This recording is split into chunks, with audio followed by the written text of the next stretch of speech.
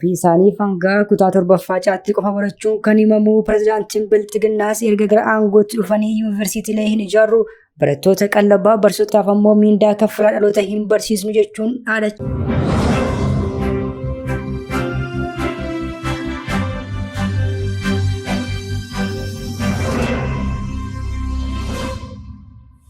Barattoonni yuunivarsiitii waggaa sadaffaatti barnoota isaanii xumuruun waggaa tokkoof tajaajila barsiisummaa akka kennan seerri dirqisiisuu bara barnootaa 2018 akka lakkoofsa Habashaatii eegalee hojiirra ni oola jechuu hordofee barattoonni diddaa eegalan.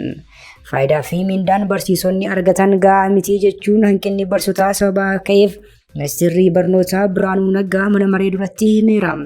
Kunis barsiisota haaraa baay'inaan oomishuu akka rakkisu ibse. Namoonni digirii jalqabaa qaban koorsii waggaa tokko yookiin peedaagoojii fudhachuun barsiisummaa akka eegalan ibse. Kunis baay'ina barsiisotaa dabaluuf ni gargaara jedhame. Barattoonni yuunivarsiitii waggaa tokko tajaajila baruu barsiisuu kennan jaalalaa fi fedhii ogummaa barsiisummaa guddisuu danda'u jechuun hime. Waggaa darbee biyya keessatti haga kutaa 12ffaa guutuu lakkoofsi barsiisotaa 600 fi 25 ture. Waggaa kana ammoo lakkoofsa kana gara 100tti ol guddifachuuf hojjechaa jirra jedhe ministeerri Bilxiginnaa kun. Haa ta'u malee barattoonni yuunivarsiitiilee Itoophiyaa garaagaraa keessa jiran hiriira mormii jabaa geggeessuu irratti argamu. Wayitaa nuti gabaasa kana qindeessanitti kutaalee impaayiriitti mara keessatti bifa jedhamuun barattoonni yuunivarsiitiilee hundi sagalee isaanii dhageessisaa jiru. Bilxiginnaan barattoota dirree barnootaa irraa ukkaamsuun gara mooraa waraanaatti erguuf shira eegalee bubbuleera. Bilxiginnaan barattoota dirree barnootaa irraa ukkaamsuun gara mooraa waraanaatti erguuf shira erga eegalee bubbuleera. Ofii isaanii fangaa kutaa torbaffaa caatti qofa barachuun kan himamu pirezidaantiin Bilxiginnaas erga gara aangootti dhufanii yuunivarsiitiilee hin ijaarru barattoota qallabaa barsiisotaaf ammoo miindaa kaffalaa dhaloota hin barsiisnu jechuun dhaadachaa turuun ni yaadatama. Kaalkulamii Biraanuu Naggaa kan jibbanii fi kan morman barattoonni yuunivarsiitiilee ammoo hiriira mormiif niinsaniiru. Nus wanta jiru hatattamaan hordofnee kan isin biraan geenyu ta'a.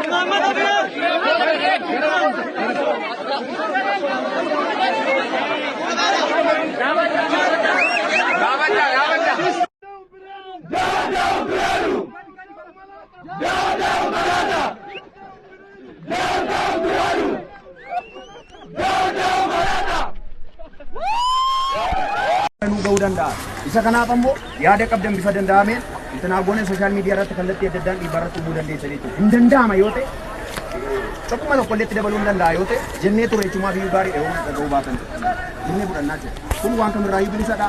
Dirree siyaasa kamirraayyuu bilisa ta'e mana barnootaa keessa jirra waan ta'eef ammas karaa bilisa ta'een yaada keenya dhiyeeffachuuf ni yaallaa jechuudha. Namootiin yaada qabdan qindeeffattanii hin danda'ama taanaan bilbila keessaniin waraabdanii sooshaal miidiyaa kamirra kaa'uu dandeessan.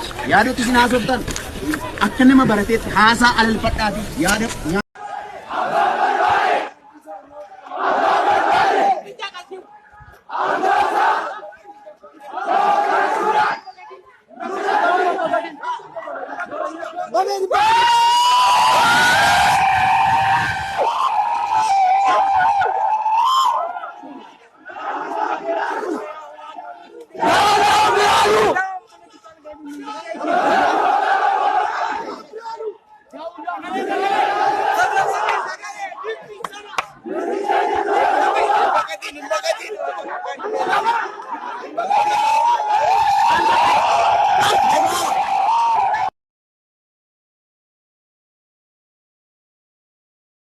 Radicalito, compadre.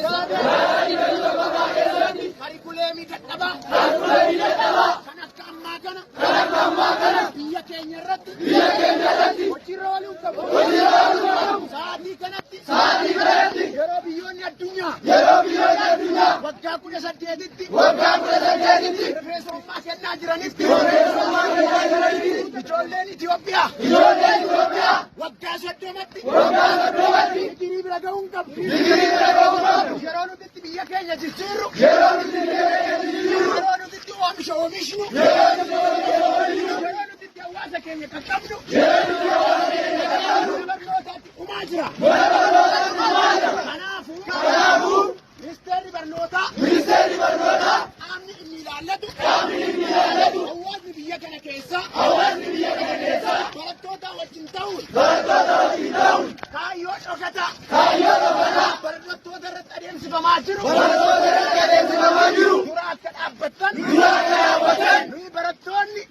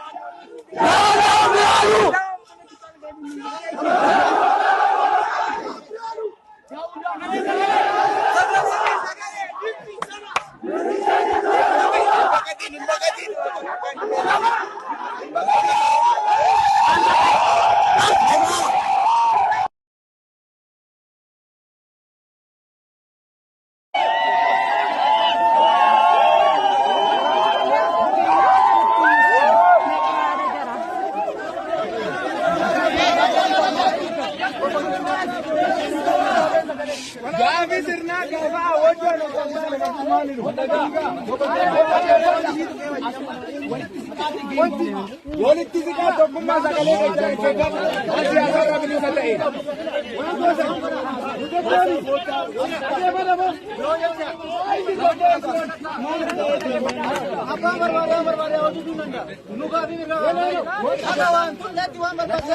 Gaafi mirgaani gaafanne.